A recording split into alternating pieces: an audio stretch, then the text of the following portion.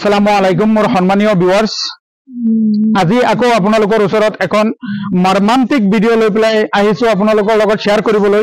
কাৰণ অতিশয় দুখজনক ভিডিঅ'টো আপোনালোকৰ লগত শ্বেয়াৰ কৰিব বিচাৰি আছো। কাৰণ আপোনালোকে সকলোৱে অৱগত ছ'চিয়েল মিডিয়া এনেকুৱা এটা প্লেটফৰ্ম যিটোত যিকোনো বস্তু শ্বেয়াৰ কৰিলে ইয়াৰ সমস্যাৰ সমাধান পোৱা যায়, ইয়াৰ যিকোনো এটা সলিউশ্যন পোৱা যায়। সেইটো আশা লৈ পেলাই এই মানুহজনৰ এটা ঘটনা সম্পৰ্কে আপোনালোকৰ লগত এটা অলপ শ্বেয়াৰ কৰিব বিচাৰি আছো। কাৰণ মানুহজন বহুত বিপদত আছে। মানুহজনৰ এটা এক্সিডেণ্ট হৈছে। এই যিটো ৰাস্তাত বৰ্তমান লোকেশ্যনটো মই দি লৈছো আগতে, আমাৰ হোজাই জিলাৰ জয়নগৰ মাদ্ৰাছাৰ পশ্চিম চাইডত সাহাৰামপুৰ 5 নম্বৰ ৱাৰ্ড এইখন গাঁৱত এই মানুহজনৰ আগতে কৰ্ম কৰি একেবাৰে ভালদৰে চলি থকা এজন মানুহ, সেই মানুহজন আজি একেবাৰে অসহায় হৈ পৰিছে। প্ৰিয় ভিউয়াৰ্স, আপোনালোকে জানে ঘৰত এজন মানুহে যিজন ইনকাম কৰা মানুহ যদি ঘৰত পৰি যায় তেনেহলে সেইখন ঘৰৰ আৰ্থিক অৱস্থা কেনেকুৱা পৰিৱেশৰ হয়। গতিকে এই মানুহজনৰ যি চিত্ৰ আপোনালোকৰ সন্মুখত আছে, সৰু সৰু 3জন ল'ৰা ছোৱালী আছে, একেবাৰে সৰু বাচ্চা, ইনকাম কৰাৰ অকল একেটাই মানুহ আৰু কোনো নাই। গতিকে এতিয়া এই মানুহজন হস্পিটেল আৰু ঘৰে ঘৰে দৌৰি আছে, একেবাৰে অসহায় হৈ গৈছে। হাতত টকা পইচা নাই, এতিয়া বৰ্তমান একেবাৰে খোৱাৰ পইচা নাই, এনেকুৱা এটা পৰিস্থিতি। গতিকে আপোনালোকৰ সহায় সহযোগিতাৰ বিনম্ৰভাৱে তেখেতে অনুৰোধ জনাইছিল মানুহসকলক যাতে আপোনালোকে আমাক অলপ সহায় কৰক। আগতে যি ব্যৱসায় আছিল সেই ব্যৱসায় কৰাৰ বৰ্তমান আৰু পৰিস্থিতি নাই। বৰ্তমান ব্যৱসায় কৰি উপাৰ্জন কৰাৰ সক্ষম নহয় মানুহজন। তেখেতৰ লগত আলোচনা কৰি তেখেতৰ সবিহে আপোনালোকৰ লগত শ্বেয়াৰ কৰিম। বিনম্ৰতাৰে আপোনালোকক এটা অনুৰোধ কৰিম যাতে আপোনালোকে ভিডিঅ'টো শ্বেয়াৰ কৰি দিয়ে। কাৰণ আপোনালোকে যদি দিব নোৱাৰে বা সহায় কৰিব নোৱাৰে, আপোনালোকলৈ অনুৰোধ আপোনালোকে ভিডিঅ'টো শ্বেয়াৰ কৰি দিব। কাৰণ এনেকুৱা এজন মানুহৰ ওচৰত যাব যিজন মানুহে এই মানুহজনক অসহায় মানুহজনক সহায় কৰিব পাৰে। বলক আমি এতিয়া মানুহজনৰ পৰা জানো কি হৈছিল ঘটনাটো। আপনার নাম? মোহাম্মদ জহিরুল হক।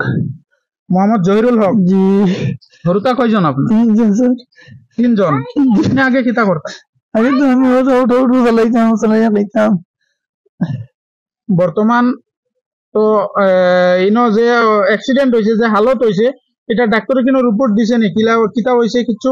আমার লাংসে পানি হয়ে গেছে গিয়া, হাড়ের সুট পাইছি অন কইছে। আপনার কি হয়? হাজবেন্ড। আসসালামু আলাইকুম। আপনার হাজবেন্ড? ঘরটা কয়জন আপনার? 3 জন।